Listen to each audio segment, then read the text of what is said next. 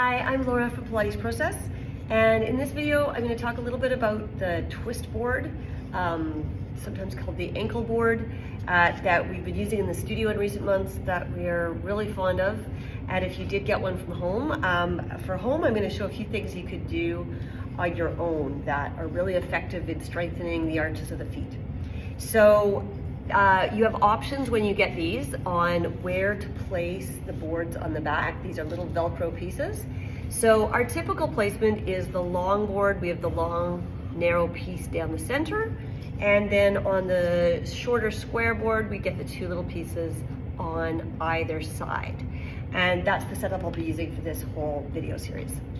So what I'm going to start with is laying it down so that the smaller piece is towards me and the longer mobile piece is in front. And then placing the heel on the back portion, laying the forefoot and toes flat on the front. And then that's going to allow me to keep the heel steady as I rock the forefoot back and forth. It's not a huge motion, but it is allowing us to get some mobility in the midfoot, in the mid-arch. Just gently back and forth. You can do this sitting or standing. I'm going to do that for a minute or so. A little bit out, a little bit in. You may get a response of the leg, but you're trying, the intent is to move it from the foot and arch, not from the thigh. So lightly back and forth there. Check in with the toes that they're relaxed. And then we're going to flip it around.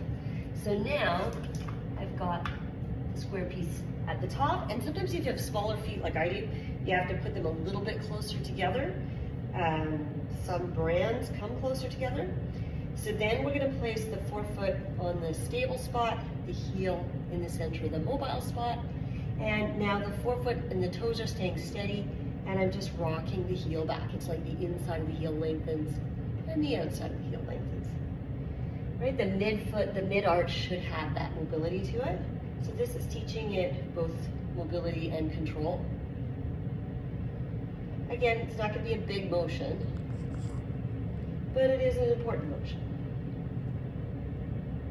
So say we've done that for 1 minute. I'm going to keep the same setup now. And I'll just face the camera. And we can do all sorts of stuff here. We can put most of our weight on that board side and the other foot down, and just do a little hinge where we're mobilizing and hinging at the ankle, knee, and hip while that foot stays steady, putting less and less weight into that free foot.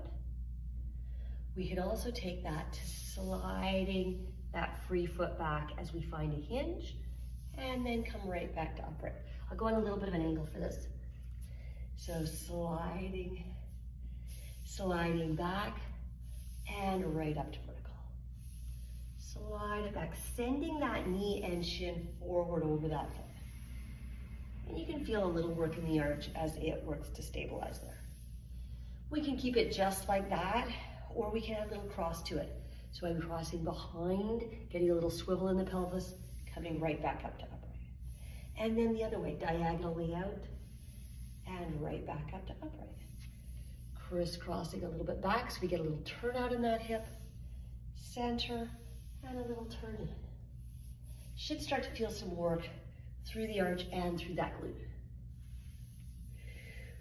You could of course do any direction with this, doing the star action or taking the foot right off and getting to more advanced little balancing acts and swiveling and lunging. But often I'll just do that crisscross till that glute gets good and tired. All right, that is one of many, many, many series. You could do this with this, but it could be great.